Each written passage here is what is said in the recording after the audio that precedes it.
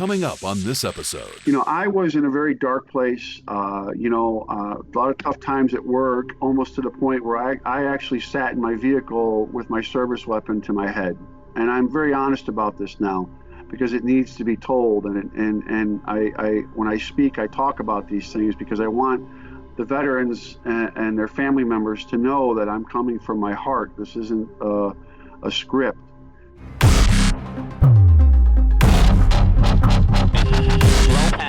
Shore force confirmed that the enemy. Outside the wire. Guns good. Welcome to Outside the Wire podcast. Today we have Sergeant Major Miller from Marine Corps, who is a warrior spokesperson for the Wounded Warrior Project, and he's going to tell us a little bit about his role with the Wounded Warrior Project and some of his favorite programs throughout within the Wounded Warrior Project and how they can help guys like us. And welcome to the show, Sergeant Major Miller. Tell us a little bit about, so you were in the Marine Corps for 29 years, is that correct? Correct, yeah. And thank you for having me on, by the way. I greatly appreciate it. Yeah, absolutely. Thank you for coming on. No worries. This is this podcast is growing, and we're starting to get some really cool guests, and it's awesome to have you on. Thank you. So you and I actually served together. We deployed to Iraq together. Correct. Yes, we did. Yep. And you were a staff sergeant at that time? Gunny. I was a gunny. Sergeant. Yeah. We didn't really. I mean, I was in weapons company in person or PSD for the colonel. And when you were right. in which, tell me more about what you did while we were there. Well, I started out in H&S company. Yep. I actually, when I came on board, I was in the 3 shop. Okay. And then the BC, the battalion commander, decided near the end of our workup that he wanted me to move over and take over as the company gunny for H&S, which I did that. And I stayed there for pretty much the entire deployment. Other than helping out with golf company, which as far as like stepping in and doing some stuff for them and with them, kind of a jack of all trades, bouncing around. So I stuck with them, and once I left there, I got promoted to first sergeant and ended up being the first sergeant for golf company. Okay. So it worked out well. But now, did you 224 deployed again? 07, 08, yeah. Yeah, and did you go again with those guys? Yeah, I went over as the first sergeant for golf company. So one of the things that Marine that was on our podcast for the last episode talked about the difference between like the 03, 04 deployments and then some of the later deployments. And I heard again from some of the Marines from our company that the deployments were very, very different. And some of the feelings of PTSD that he started feeling happened during his second deployment because of how the rules of engagement were different. In 04, we were more aggressive. We were it was a pretty wild time in 04, and we were right. on the hunt consistently. Yeah. Did you notice that difference between 04 and 07? Oh, yeah, absolutely. I think, the political climate had changed in Iraq. It was after the awakening, they called it. And so, it seemed like there was a lot more collaboration and cooperation between the coalition forces and the different local governments, within the country of Iraq. And, that's great. But, we know as Marines, especially in the infantry, you're training to do something. You've worked very hard to train to fight. You go and the veterans that had been on a deployment in 04, 05, they were used to that operational tempo. And that operational tempo just didn't exist in 07, 08. And actually that made it worse because instead of getting in, and you would know this, instead of getting into the habit of expecting contact and understanding that this can happen, there was no contact, at least on a regular basis. I mean, very little kinetic anything. So it just made it worse because you were afraid. You're not afraid, but it just made it to the point where you were just waiting for the ball to drop, shall we say? Right. Yeah. Yeah. I've heard. I'm still kind of doing some research and learning, but I've heard some theories that talk about different forms of PTSD for different experiences in combat. And you have combat experiences where you have the guys who went outside the wire a lot and were aggressors, were hunters, and had a very aggressive posture or tempo, as you described it, and were on the hunt constantly. And they were, the adrenal glands were always pumping, and they were, out there doing some serious stuff. And then you have guys who were also in the same AO, but in a more defensive posture, where their brain was constantly on the alert for something to happen to them, and they produce different results. Have you noticed that in yourself or in some of the veterans that you help? Oh, absolutely. I mean, I'm not going to say lucky enough, but I experienced both sides of that. And there is definitely a difference. I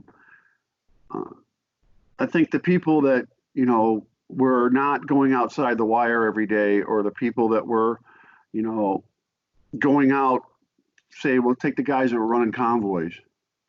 They're not being aggressive. They're just trying to get from point A to point B, and I talked to several of them, and as you would put it, they're just waiting to get hit, literally.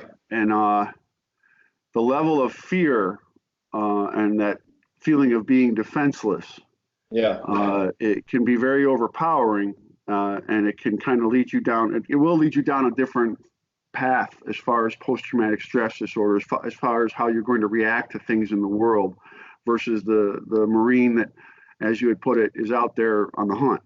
And so, yeah, absolutely. I've seen the difference. I've seen the difference in people coming back and people that I've interviewed and talked to as to how they deal with their post-traumatic stress disorder and how their post-traumatic stress disorder affects them and their family members.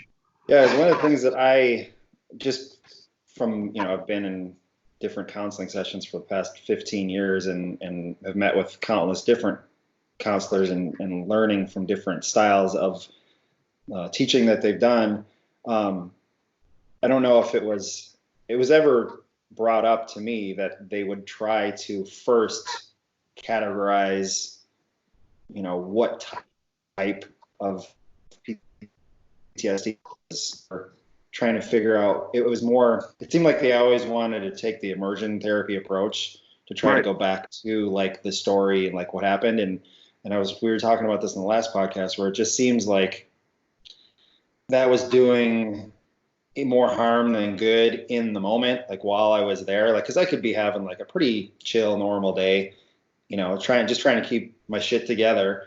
And then I go to my session and then they're like, all right, let's go back to 04 and let's talk about it. And then you leave the counseling session and you're like head spinning and you're all amped up and you're feeling all these emotions that you didn't feel before you went in. And so I'm just curious with what you guys, how you take your approach. Do you see, because I just don't understand the value in doing that, but maybe you have some thoughts on that, or maybe you guys have different approaches to that kind of stuff. Just curious what your thoughts are. Well, I mean, you know what? It's a learning curve. There is no one expert on post-traumatic stress. And I hate the word disorder. I think a lot of guys and girls don't like that. Everybody's kind of pushing to make it, post-traumatic stress or PTSI, post-traumatic stress injury, whatever. But, the learning curve when it first started, coming out, this whole post-traumatic stress disorder, there were limited responses. And so people in the counseling world, shall we say, the professionals, they could only come across in one way the immersion type therapy of bringing someone, that cognitive processing therapy where you're going to center on that one event and you're going to go back to that event and try and work through it. And they weren't thinking about, as you put it, the guy walking out afterwards. Yeah. And you might have been having a good day and now you're not. I went through it. It has moved forward a little bit. With Wounded Warrior Project, we recognize that people have post-traumatic stress disorder. We offer therapeutic, it's not therapy. We don't have sessions where, we have trained doctors sitting in the room. We offer therapeutic events, which I've gone on, and we can talk about that as well, that help you to kind of process what you've gone through. On the therapy side, I started, I'm sure you've heard of it, the EMDR. Yes. Okay, I've done that. I've heard of it, but I've never done it. So I'd love for you to share what it was like. Well, you know what? I got to be honest. The first time I walked in there, and the idea is it's a calm, cool, quiet, semi-dark or darkened setting, and you sit down, and there's a counselor, therapist, whatever you want to call it, in the room with you, and there's a light bar. Yep. And the first time I sat down, and the guy said, "Okay, we're going to turn the light bar on, and I want you to follow the light." Well, when he started doing that, I kind of cracked up, kind of like, what is this, hocus pocus? Right. What is this going to do for me? And he said, just chill and just follow the light bar and relax and go back to something that happened, in Iraq. And with me, there was things that happened in Iraq. There were things that happened as a cop that, stick with me, and go back and we'll concentrate on one of them, and we're going to start talking about it. And surprisingly, the first time it didn't do a whole lot, but after so many sessions, I realized that that bar was helping me to concentrate and kind of push away all these other thoughts and concentrate on what was bothering me, and bring it out and talk about it. And, when I left the room, I wasn't nearly as upset or depressed or angry as I would have been if I were just sitting there talking about something and trying to remember it. I just felt better walking out. So, I mean, I'm sold on it. I think it works out very well. But once again, that's that process that we're still going through. The mind is an incredible thing, and we're still working on figuring out how to help people, because not everyone is the same as far as dealing with their post-traumatic stress disorder. And I think that's interesting too, because I've also heard that your mind takes memories and will reshuffle them, and every time you recall a memory, it's slightly different every time. And I've noticed this because I'll call some guys from our old unit, and we'll, just shoot the shit for a while, and then we may start talking about some of the bad days or some of the experiences or just memories in general. And I'll start going through the day of like what happened, and then they'll be like, no, it happened this way. And I'm like, we were literally side by side in the same truck, and you remember it very differently than I do. And these were traumatic experiences. So it's interesting that a traumatic experience can be very real to you, but the actual event might not be exactly how you remember it. And so for me, I'm a student of this stuff. I don't claim to know or be an expert, but I do want to learn, because I think the more I learn about the process of mental health and how and why people do the way they do, for me, it's like my own version of therapy, because the way my brain works is if I can understand something, then it doesn't scare me, and I feel like I can process it. Absolutely. And you hit on something that's very important. Very important. We all remember things. And I saw this in law enforcement and as a Marine. We all remember things in different ways.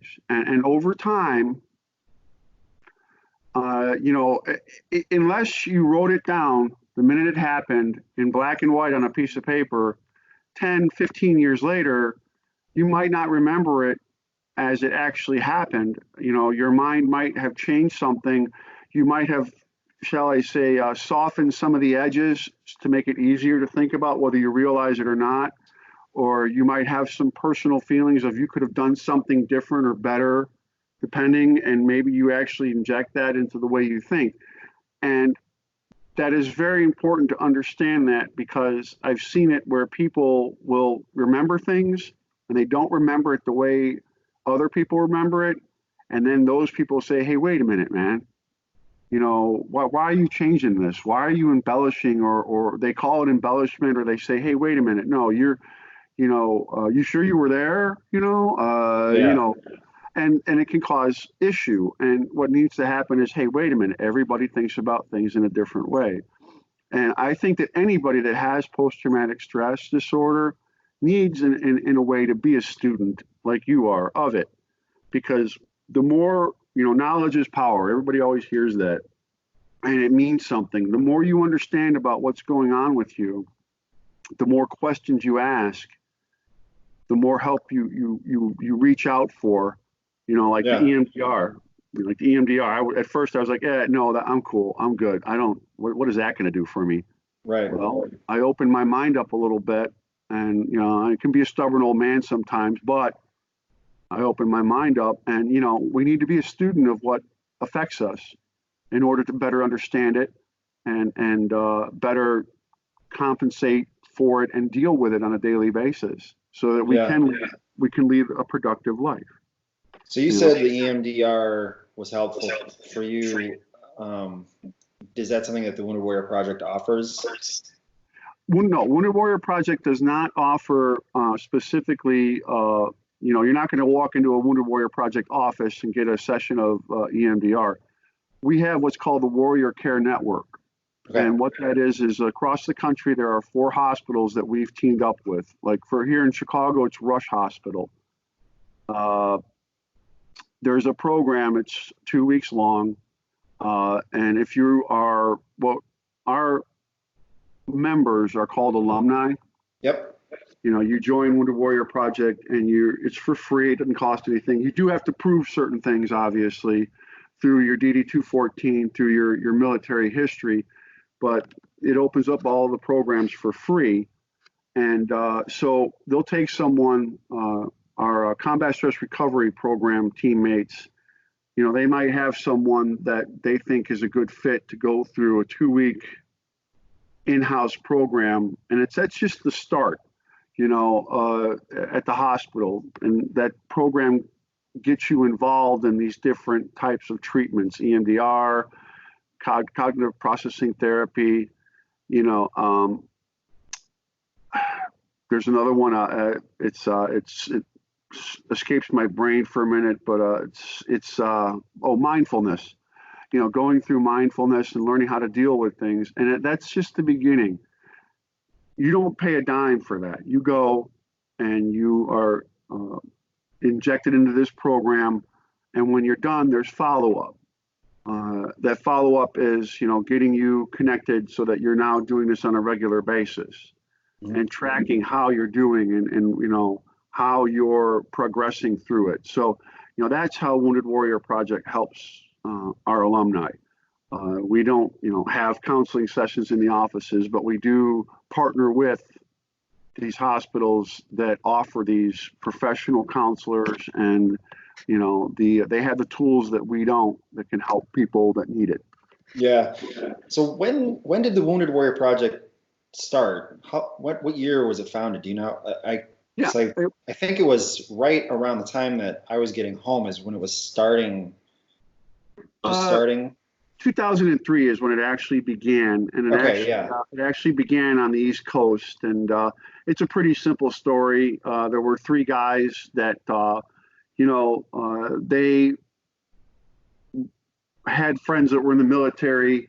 They had a connection with the military, but they went to one of the local hospitals, and they saw that these wounded were coming back from Afghanistan, and this was around the time of the invasion into Iraq and all that, and the first casualties were coming back, and as when you come back, everything is taken away from you if you're wounded bad enough or injured bad enough that you have to be medevaced out of the country. So these guys, these men and women were coming back with nothing. You got a hospital gown on, that's it. And, that sense of not having any of your belongings, waking up and you have nothing. Yeah. That's a pretty horrible feeling. So these guys figured, you know what we'll do? We'll get some backpacks together and we're going to stuff them full of some socks, some shorts,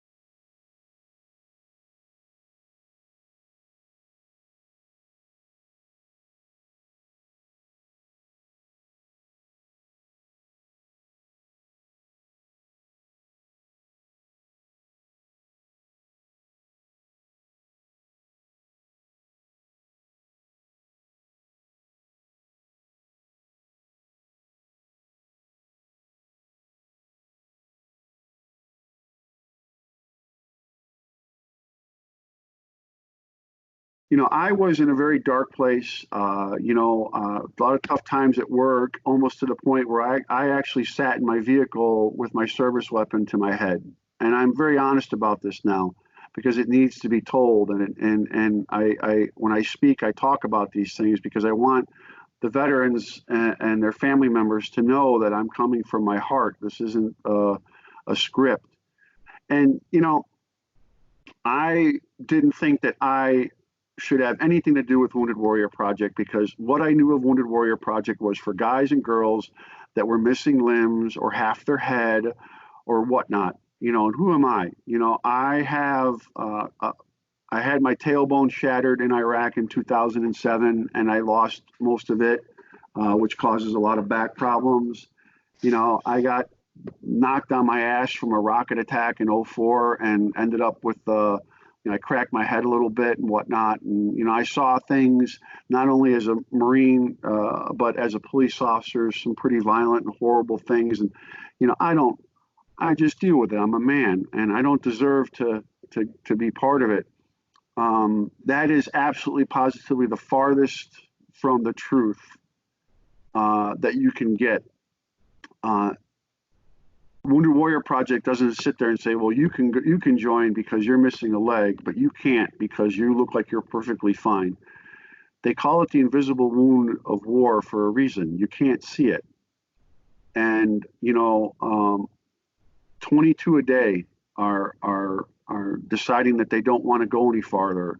And I was darn near close to that. And I wouldn't have seen my son graduate boot camp, who is Corporal Miller, Weapons Company 1-3 in Hawaii right now as an 0331. And I wouldn't have seen my daughter, who is a sophomore in high school. I wouldn't have seen her graduate from grade school if I'd have pulled that trigger. First off, you have to get, this might sound harsh, but you've got to get over yourself. You've got to get over the fact that you don't think that you rate. Okay. Yeah. How about you let someone else decide whether you rate or not? Yeah. Okay. Take the step forward, get involved, become a part of it. And you're going to see very quickly that it's open arms and we're here to help you. They've helped me tremendously. I know what it is to isolate. I've dealt with veterans that isolate. You find your comfort zone, whether it's in front of the TV or the bar stool at the local VFW, and you think that you're in this safe place and that you have control of everything. Problem is you're setting yourself up for disaster because the minute that you run into a situation, and they happen in life every day, that you're not in control of and you don't have the skills to deal with it, well, then problems start to happen and you find yourself in a bad place. But if you have a network of people that you can trust and that you can get help from, one of the things I didn't mention, which I should have and I will, is Wounded Warrior Project has a thing called the Talk program. Anytime during the week, you set it up through our resource center, you can have someone call you once a week and say, hey, man, how are you doing today? What are you doing today? Yeah. The physical health and wellness part of it, too, is, getting veterans off the couch and getting them in the gym and getting them to exercise and do things that's good for your mind and your body so that you're not isolating, so that you're not sitting at the American Legion, which I got really good at for a period of time, kicking back whatever you're drinking, thinking that somehow is going to help you. No, because I was also on the other end of the stick. I was the guy that you looked in the rearview mirror with the pretty lights on top of my car. Yeah. Pulling you out of yours and saying, how much have you had to drink today, sir? Yeah. And then, and that's not cool either. And nothing that nobody wants to do that, but, that's part of that job. And so you've got to get over yourself and understand that you cannot do this on your own. Yeah. You have to have remember in Iraq, it was always guardian angel and battle buddy and all that good stuff. Well, you got to continue to do that. Yeah. And you got to continue to have someone in your corner that is going to push you and help you. when you need it. If you fall down, I'm there to pick you up. Yeah. We'll get through it together. Yeah. You touched on a lot of good stuff there, and I appreciate you sharing your story.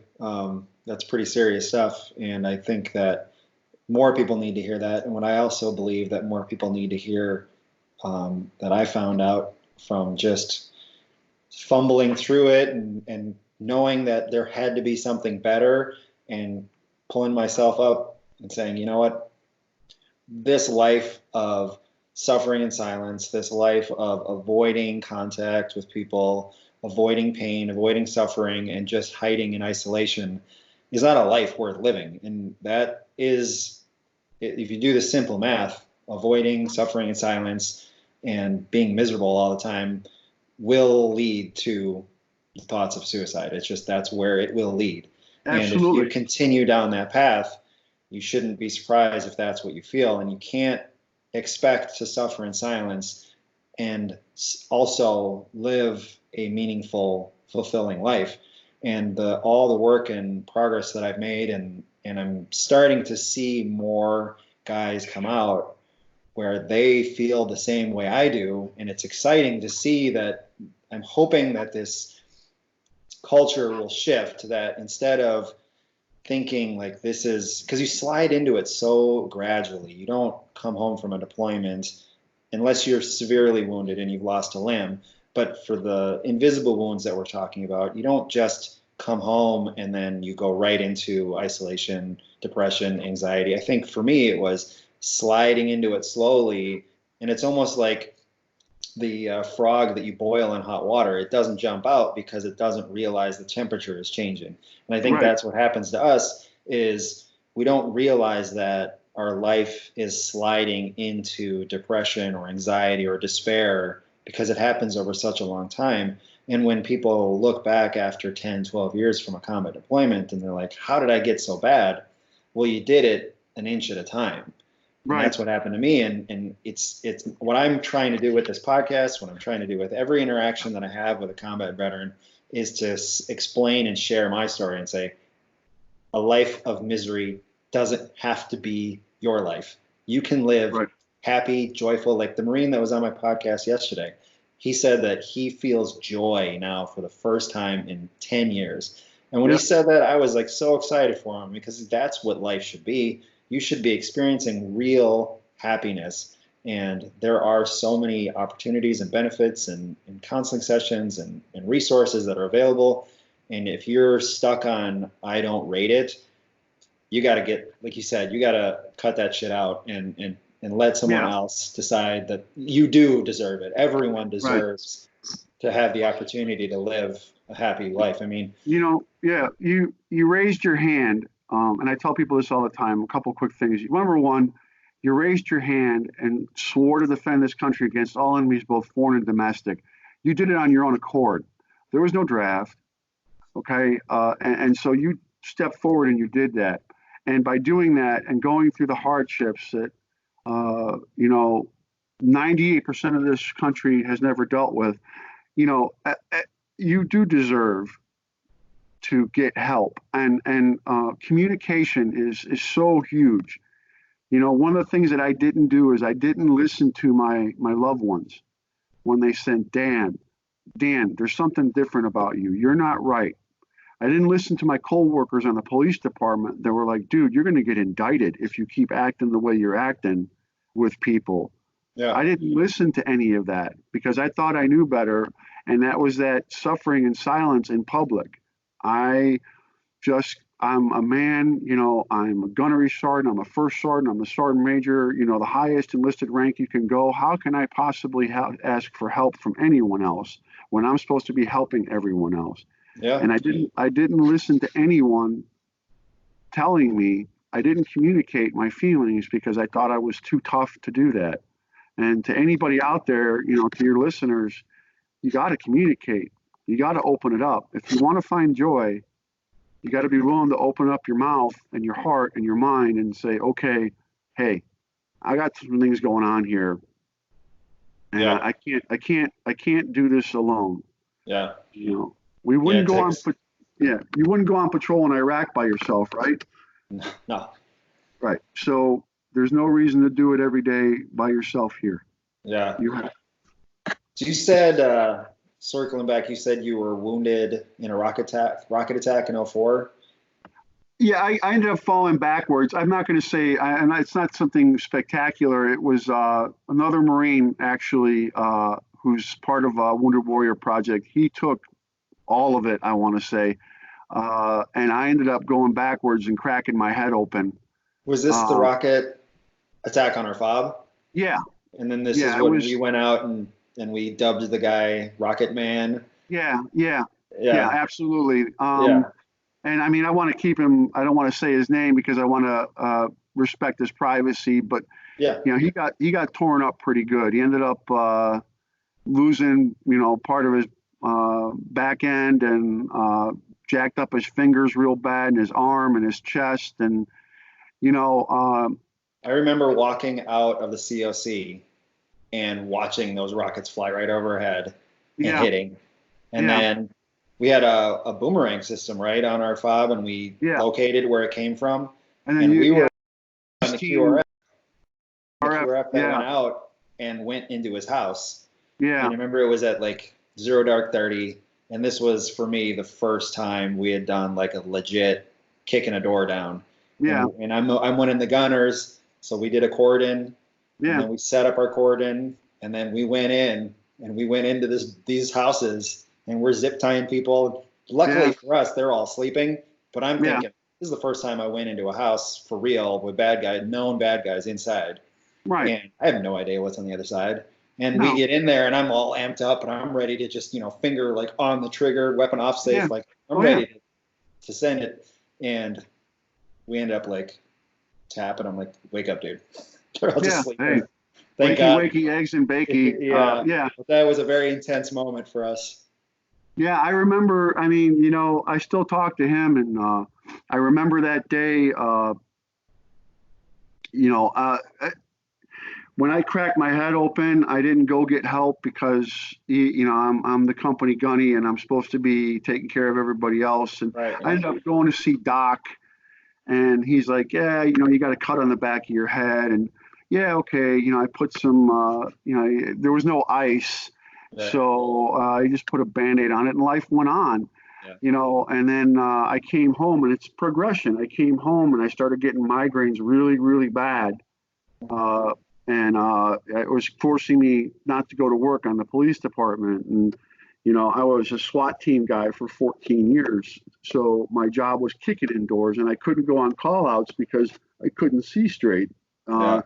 Eventually, the VA started doing tests, and they go, "Oh, by the way, did you know you have you have a mild TBI?" And I'm like, "What is that?" And Yeah. don't tell anybody because I don't want to get fired. Right. Yeah. I don't want to lose my job. And that's another thing, real quick.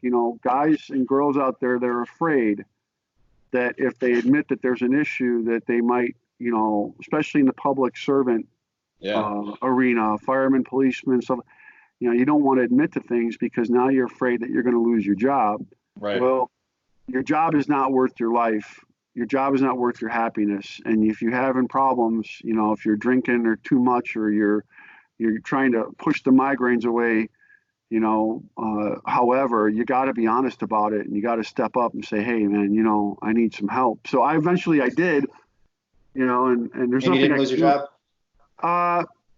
No, actually, when I finally opened up about it at work, I was I had the time enough to retire, and they were honest about it, and it was, "Hey, you have a choice, retire, or you can, you're going to end up sitting behind a desk." And I made a decision, and I can understand that because it's a liability thing, Right. but still, So you're, you call them VSOs? yeah, veteran service officers.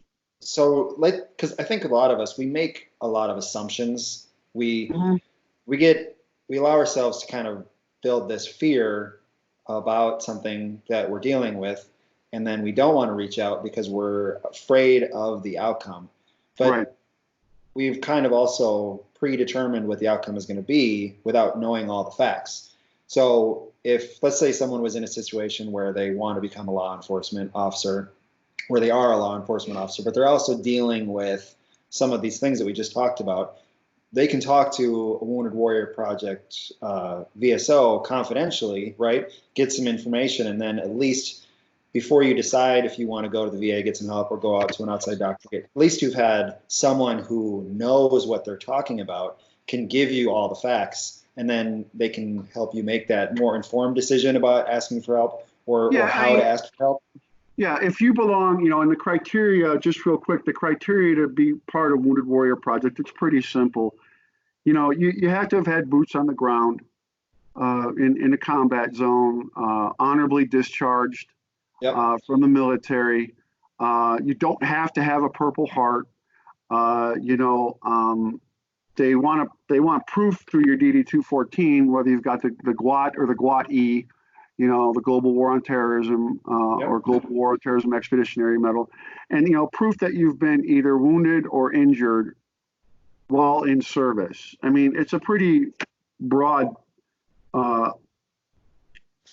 criteria to get involved in Wounded Warrior Project. They're not trying to not get people involved. And yes, I have friends that are police officers. I have friends that are firemen.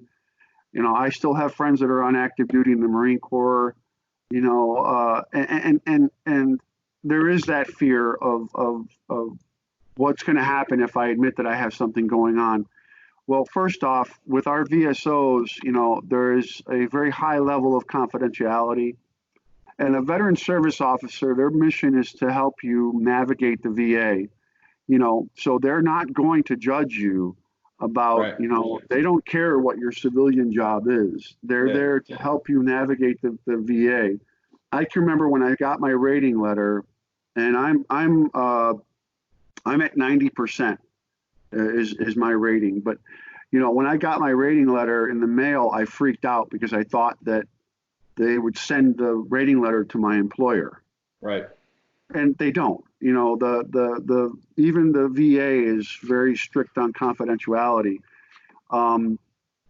If you're thinking that you can't go out and get help because of who you work for, because they're going to find out. No, the only reason they're going to find out is if you tell them. Yeah. And if the best thing you should do is go out and get help, because then you're given the tools to deal with what's going on with you, so that it doesn't interfere, with what you're doing as far as work is concerned. It's, you're not self-medicating with alcohol or drugs. You're getting the proper help that you need so that you can function. Wounded Warrior coined a phrase. They didn't coin a phrase, but when I first heard it, I heard it through them, is finding a new normal. Mm-hmm. And we all rate to find a new normal. And once you find that new normal, you can be productive. You can have a wonderful life. Yeah. It's what you want, but you have to take those steps. And if you're afraid, that there's going to be repercussions, you've got to, like I said earlier, you got to get past yourself. You got to get past that and understand that we're here to help you. Yeah. What you're doing right now is helping people on this podcast. We're not trying to dime each other out and hurt each other. We're here for each other because we're brothers and sisters for life. Right. And we want to help each other. So I tell anybody that's in public service, you need to be honest, and you need to not worry about the back end of it. You need to get the help so that you can function, because you can. It's proven that someone with post-traumatic stress disorder with the right medication or no medication and just the right counseling can have that new normal and have a decent life. You need to fight to get there. Yeah. Well, this has been great. I really appreciate you coming on and sharing all the information. It's good to see you're doing well, and I appreciate it, man. I'm glad you're doing well too. And one last thing, real quick, and I can't not say this, but if anybody's interested in Wounded Warrior Project, you go on the web and you type in Wounded Warrior Project, and it's gonna lead you to our website. Yep. And the website's gonna have everything and more than what I've talked about on there, as far as the programs, the criteria, how to join, where the offices are, how to get connected and get the help that we all deserve. Right. Yeah. Simple as that. Yeah. I've like I said, I've participated in a few programs. I've had I get the emails, I see the events, I've heard of people going on the Odyssey events, and it's all good. It's all great stuff, and I can tell by the people that I've spoken to that work for Wounded Warrior Project all truly care about veterans and the job that they do, and it's awesome to see people, a whole group of people doing a job and loving it, because you go to like the VA and you can see a lot of the employees there are like just miserable, but like when you go see people at the Wounded Warrior Project, they're fulfilled, they're enjoying their job. So it's really cool to see that. And again, thanks for coming on the show. And Hey, no worries. And one last thing, you remember Nate? I do. We'll never forget. Master Gunnery Sergeant, just retired not too long ago. I don't know what he's going to do now that he's not in the Marine Corps anymore. Yeah. Yeah. You know what I'm talking about. But yeah, I just found out he retired not too long ago. Well, good for him. It's a long time in. Yeah. That's awesome. Well, Semper Fi to you. And Semper Fi, man. If I can ever do anything, let me know. Awesome. Thank you very much. And thanks for watching Outside the Wire podcast. And see you next time. Mayhem, this is Bravo 67 QRF. We are moving to contact exit gate 2. We are Oscar Mike.